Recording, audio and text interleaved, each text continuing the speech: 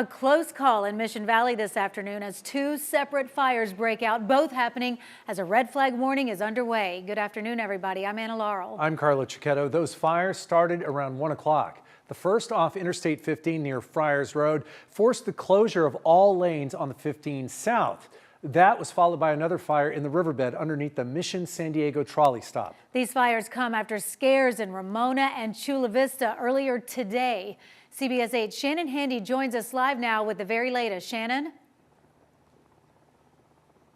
Very scary moments. I'm here where that second fire broke out in the riverbed underneath the trolley tracks. Take a look behind me. You can see what's left, some of the charred remains. Thankfully, nothing was burned except for some of these tree trunks here. Now, San Diego firefighters were actually at the first fire not too far from here when they saw the smoke and diverted crews. So they got on it quick, not only because they were close, but also they were already on high alert.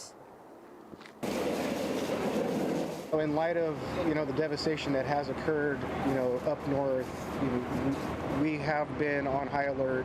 We do have the similar windy conditions, dry weather, brush that's dried and ready to go.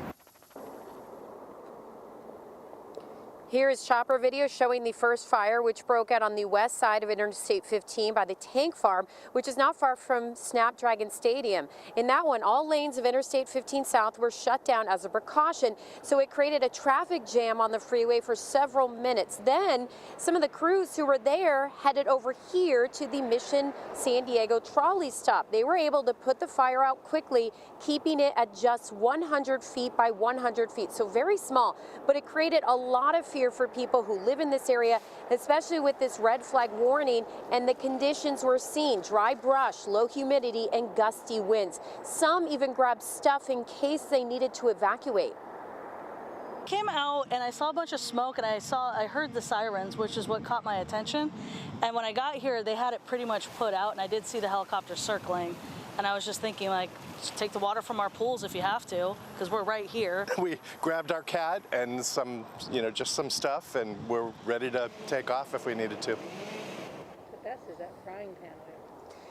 Thankfully, no structures were threatened in either fire. As these conditions continue through tomorrow night or tomorrow at some point, San Diego fire officials, CAL FIRE, city crews, they say they will continue to be on high alert, but they can only do so much. They're asking the public to be vigilant. That means if you see smoke, call it in. A lot of people called this fire in, which also helped on getting on it quickly. Also, if you're planning to do, say, yard work using heavy machinery, you may want to wait a couple days, because any small spark can grow to become a big fire, and that, of course, is what we want to prevent. Anna and Carlo?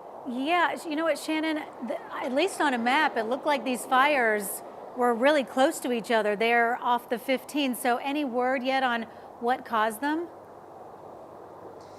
It takes time to figure out the cause of these fires, so they are both still under investigation. I can tell you with this one, I spoke with witnesses earlier who told me that unhoused people do frequent this area.